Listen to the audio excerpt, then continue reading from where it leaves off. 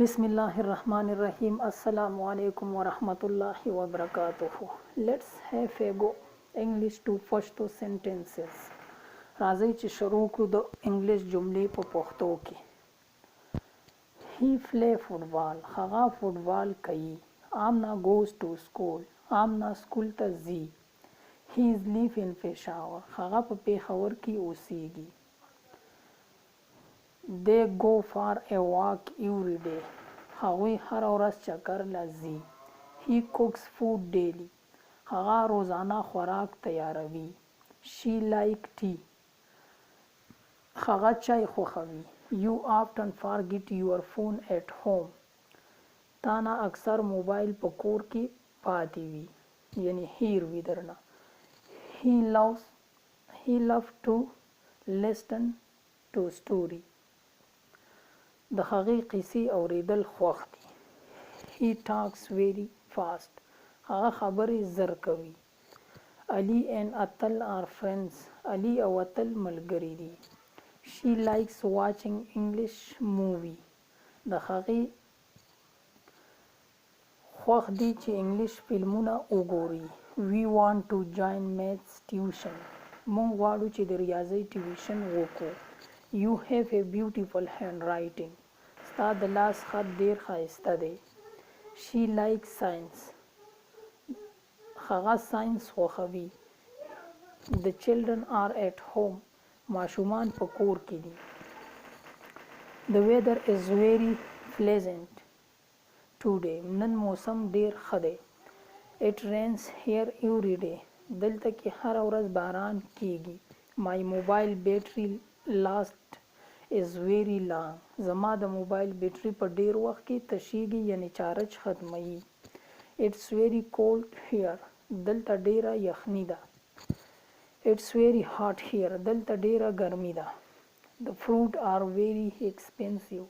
میوه ډیره ګرانه ده. The food is very spicy. خوراک ډیر ذائقه دار یعنی مصالحه دار دی. He respects his elders. هغه د مشرانو عزت قدر کوي. I am hungry. زه وږی شوی یم. I am thirsty. زه تږی شوی یم. Today is my birthday. نن زما د زیږون یعنی د پیدایش ورځ ده. Your phone is kept on the table. ستا موبایل په میز باندې پروت دی. This chair has crowded. په دې کرسۍ زنګ لګېدلی دی. We read newspaper daily. مونږ روزانه اخبار ګورو. It's quite peaceful here. دلته کافی امن دی. I often come here. زه اکثر دلته راځم. I am very happy today. نن زه ډیر خوشحاله یم. He doesn't like rice. د هغه چاول نه دی خوښ یعنی هغه چاول نه خوښوي. I don't have to go to office. زه دفتر ته نه ځم.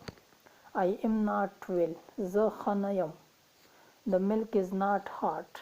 پی ګرم نه دی. I am not angry with her. زه د هغه نه خفه نه یم. They do not need any help. هغوی ته د څه مدد ضرورت نشته یعنی پکار نه دی. Ali doesn't know how to drive. علي له ډرایور نه ورځي یعنی نه پیژني چې څنګه ډرایوینګ وکړي.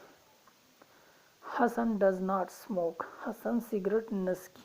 I don't play رباب. زه رباب نشم وهلی. You don't enough water. ستا دپاره دا اوبه کافي نه دي. It does not have fever. د هغه تبه نشته. I don't know how to cook. زه نه پیژنم چې څنګه خوراک تیار کړم. This cloth doesn't fit anymore. دا جامې په ما کې سازي نه دي. They have not arrived yet. هغه اوسه پورې نه دی راغلی. We don't eat eggs. مونږ انډې نه خورو. She never comes on time. هغه په وخت کله هم نه راځي. I am not able to speak English properly. زه انګلیش صحیح نشم ویلی. The market is not closed today. نن مارکیټ بند نه دی. I don't waste my time. زه خپل وخت نشم خرابولی. You don't have a job. تا سره نوکری نشته. He is not very rich. هغه ډیر مالدار نه دی. He is not very poor. هغه ډیر غریب نه دی. The breakfast is not ready. ناشته تیاره نه ده. I don't eat much. زه ډیره نه خورم.